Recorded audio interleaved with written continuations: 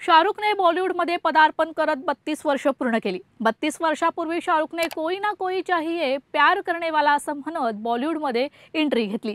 आता त्याच गोष्टीला 3 दशकं पूर्ण झालीत आणि शाहरुखला त्याच्यावर प्रेम करणारे लाखो करोडो चाहते देखील मिळाले।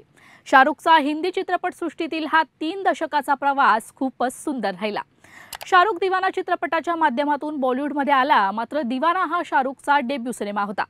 फिल्म दीवानाच्या आधी शाहरुखने हेमा मालिनी दिग्दर्शित दिल आशना है, फिल्म चमत्कार आणि राजू बन गया जेंटलमन हे सिनेमे साईन केले होते। मात्र यापैकी दीवाना हा सिनेमा पहिला रिलीज झाला।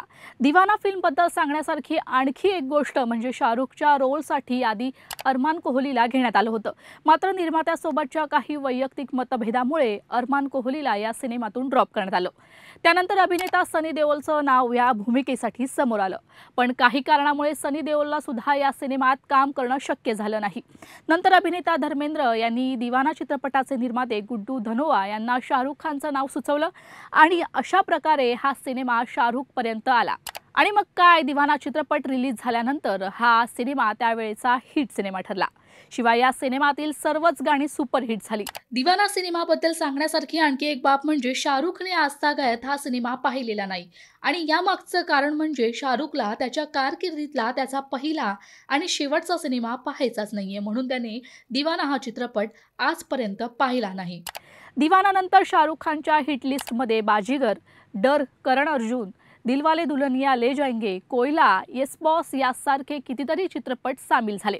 बॉलिवूडमध्ये येण्यापूर्वी शाहरुख खाननं 1988 मध्ये छोट्या पडद्यावर देखील आपलं अभिनय कौशल्य दाखवत फौजी, दिल दरिया, उमेद, सर्कस आणि इडियट यासारख्या सिरियल्समध्ये देखील काम केलंय। शाहरुखच्या या 3 दशकाच्या प्रवासात त्याला अनेकदा अपयशाला देखील सामोरं जावं लागलं।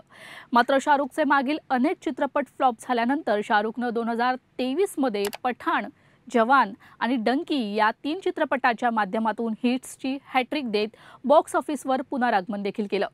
किंग खाननं या 32 वर्षात अभिनेता म्हणून आजवर 76 चित्रपटांमध्ये काम केलंय। 2024 मध्ये मात्र शाहरुख कोणत्याही चित्रपटात दिसला नाही, पण शाहरुख खानच्या आगामी चित्रपटाबद्दल बोलायचं झालं तर तो पुढे किंग आणि टायगर वर्सेस पठाण या चित्रपटामध्ये दिसणार असल्याचं म्हटलं जाते।